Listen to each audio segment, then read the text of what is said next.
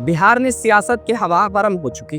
अब चुनावी रणभूमि में बिगुल भी पूरी ताकत से बच चुका है। सीट बंटवारे की उठापटक से लेकर नेताओं के दल बदल, वायरल रील से लेकर चुनाव आयोग की डिजिटल तैयारी तक हर मोर्चे पर मुकाबला अपने चरम पर। 2025 का बिहार विधानसभा चुनाव सिर्फ सड़कों और सभाओं में नहीं बल्कि इंटरनेट की दुनिया में भी पूरे जोश के साथ लड़ा जा रहा है। अब देखना यह है कि विकास, रोजगार और जातीय समीकरण के इस संगम में जनता की पसंद किसके पक्ष में जाती है। एनडीए की स्थिरता, महागठबंधन की एकजुटता या जन स्वराज की नई दिशा। नमस्कार, आप देख रहे हैं सत्य भारत टाइम्स और मैं हूं आपके साथ विरूपाक्ष कौंडिल। बिहार विधानसभा चुनाव का बिगुल बज चुका है। अब सभी पार्टियों में सीट बंटवारे को लेकर सुगबुगाहट तेज है। बिहार में एनडीए के अंदर सीट बंटवारे पर बातचीत अंतिम चरण में पहुंच गई है। नई दिल्ली में आज केंद्रीय मंत्री और भाजपा के वरिष्ठ नेता नित्यानंद राय और लोक जनशक्ति पार्टी के अध्यक्ष चिराग पासवान की मुलाकात। मीडिया से बात करते हुए चिराग पासवान ने कहा कि बातचीत सकारात्मक माहौल में चल रही है और हर एक बिंदु पर चर्चा की जा रही है। हम सभी छोटे मुद्दों, सीटों, उम्मीदवारों और प्रचार पर चर्चा करना चाहते हैं। मीडिया के सवालों पर उन्होंने जोर देकर ये भी कहा कि प्रधानमंत्री नरेंद्र मोदी के होने पर उन्हें अपने सम्मान की चिंता करने की कोई आवश्यकता नहीं है और इसीलिए उन्हें किसी बात की चिंता नहीं। बिहार चुनाव से पहले मुख्यमंत्री नीतीश कुमार की पार्टी जेडीयू को एक बड़ा झटका लगा। पूर्णिया के पूर्व सांसद और जेडीयू के वरिष्ठ नेता संतोष कुशवाहा जेडीयू से इस्तीफा देकर राष्ट्रीय जनता दल आरजेडी में शामिल हो गए। संतोष कुशवाहा के आरजेडी में जाने की कई वजहें बताई जा रही है। कहा जा रहा है कि पार्टी में उनकी अनदेखी और टिकट बंटवारे में उपेक्षा ने उन्हें यह फैसला लेने पर मजबूर किया। वे धमदाहा विधानसभा सीट से जेडीयू के मंत्री लेशी सिंह के खिलाफ चुनाव लड़ सकते हैं। चुनाव का रंग अब सिर्फ रैलियों और पोस्टरों में नहीं बल्कि इंटरनेट मीडिया की दुनिया में भी चढ़ चुका है। एनडीए और महागठबंधन के बीच इस बार मुकाबला इंटरनेट पर कॉमेडी वीडियो के जरिए हो रहा है। दोनों गठबंधन अपने अपने डिजिटल क्रिएटर से ऐसे वीडियोस बनवा रहे हैं जिनमें व्यंग्य के साथ राजनीतिक संदेश। चुनाव के तारीखों की घोषणा के बाद राजनीतिक दलों के नेता क्षेत्र में लोगों के बीच अपने पार्टी के नेताओं व घोषणाओं के माध्यम से अपने पक्ष में करने में लगे। तो इंटरनेट पर भी व्यंग्य बाण से विरोधी पर प्रहार जोरों से। यूट्यूब, इंस्टाग्राम व फेसबुक पर ये वीडियो लाखों व्यूज बटोर रहे हैं। एनडीए समर्थित वीडियो में जहां विकास और स्थिर सरकार के संदेश को सकारात्मक अंदाज में पेश किया जा रहा है, वहीं महागठबंधन के डिजिटल टीम महंगाई, रोजगार और नीतीश कुमार की राजनीतिक यात्रा पर व्यंग्य कस रही है। इंटरनेट यूजर्स इन वीडियो का भरपूर आनंद ले रहे हैं। कई लोग इन्हें मनोरंजक बताते हैं तो कुछ लोग इसे गंभीर मुद्दों से ध्यान भटकाने का तरीका मानते हैं। एक वीडियो पर टिप्पणी करते हुए एक यूजर ने लिखा, अब चुनावी भाषणों से ज्यादा असर तो इन रील्स का। विश्लेषक मानते हैं कि डिजिटल व्यंग्य अब पॉलिटिकल नैरेटिव तय करने लगा। उनके अनुसार जो इंटरनेट मीडिया पर मजबूत है वही जमीनी चर्चा पर भी पकड़ बनाता जा रहा है। हंसी मजाक के इस दौर में साफ दिख रहा है कि 2025 का चुनाव सिर्फ धरातल पर नहीं बल्कि इंटरनेट की दुनिया में भी पूरे जोरों से लड़ा जा रहा है। कुछ क्रिएटर्स नेताओं और कार्यकर्ताओं पर कटाक्ष करते हुए वीडियो बना रहे हैं, वहीं कुछ क्रिएटर्स विधायक, मंत्री, कार्यकर्ता व उनके प्रचार के तरीके पर भी कटाक्ष करते हुए वीडियो बना रहे हैं। कुछ क्रिएटर्स विपक्षी दलों द्वारा लगाए गए आरोपों को रोचक अंदाज में अपने अभिनय के माध्यम से लोगों के बीच रख रहे हैं। ऐसे वीडियोस इंटरनेट पर खूब पसंद किए जा रहे हैं। चुनाव के ऐलान के बीच आइए एक नजर डालते हैं कि एनडीए, महागठबंधन और जन स्वराज की मजबूती और कमजोरी क्या है।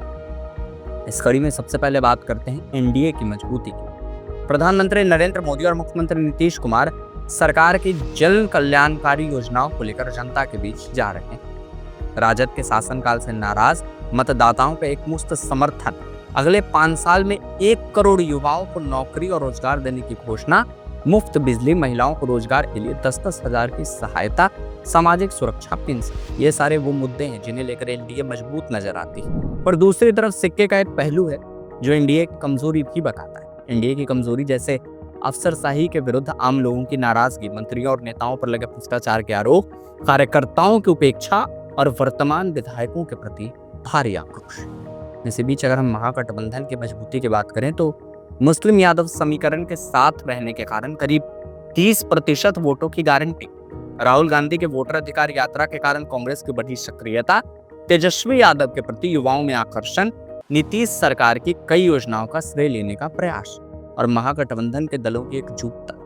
पर इसके इतर महागठबंधन के कमजोरियों की बात करें तो टिकट वितरण में यादवों को वरीयता, मुसलमानों की उपेक्षा, बेटिकट समर्थकों के बागी बनकर मैदान में उतरने का खतरा, तेजस्वी के परिवार में टकराव और तेज प्रताप का एक अलग पार्टी बनाना और उम्मीदवारों के चयन में सहयोगी दलों की भावना की कदर नहीं करना, ये सारे वो मुद्दे हैं जो कहीं ना कहीं महागठबंधन को कमजोर बनाते हैं। अब इसी बीच बिहार में नई उभरी जन स्वराज पार्टी की मजबूती की बात करें तो संस्थापक प्रशांत किशोर की सटीक रणनीति, नया होने के कारण युवाओं और तंत्र से निराश लोगों का समर्थन, ग्रामीण क्षेत्रों की पदयात्रा के कारण बुनियादी समस्याओं की समझ, दूसरे दलों के बेटिकट हुए कुछ अच्छे उम्मीदवारों की संभावना और भ्रष्टाचार को मुख्य चुनावी मुद्दा बना, ये सारे वो बिंदु हैं जो जन स्वराज की मजबूती बताते हैं। पर नई पार्टी जन स्वराज की कुछ कमजोरियां जैसे अनुभवी चुनाव प्रचारकों की कमी, बड़ी संख्या उन समर्थकों की जो तुरंत लाभ चाहते हैं, टिकट वितरण के बाद असंतोष का खतरा,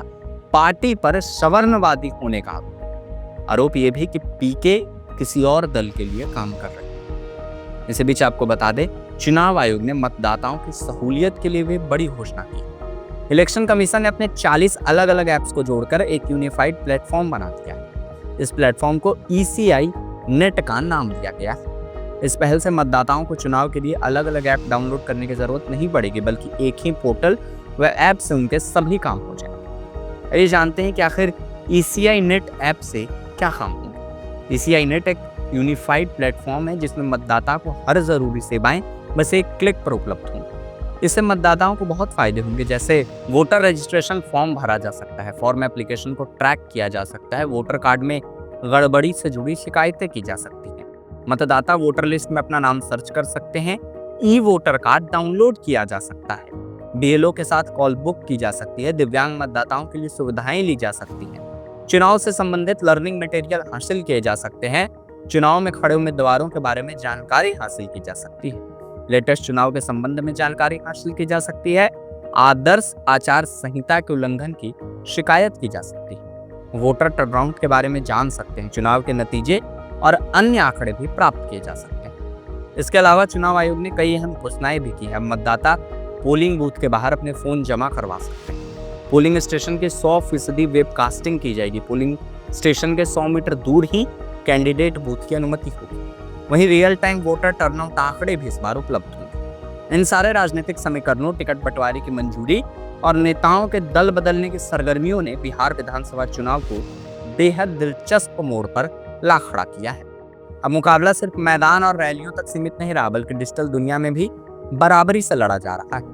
ऐसे में हर कदम, हर बयान और हर रणनीति मतदाताओं को अपनी ओर खींचने की कोशिश होगी। ये कहना गलत नहीं होगा कि इस बार चुनाव ना आंकड़ों में आसान होगा और ना ही मैदान। इन खबरों पर बाकी अपडेट्स के लिए आप बने रहें हमारे साथ और देखते रहें सत्य भारत टाइम्स।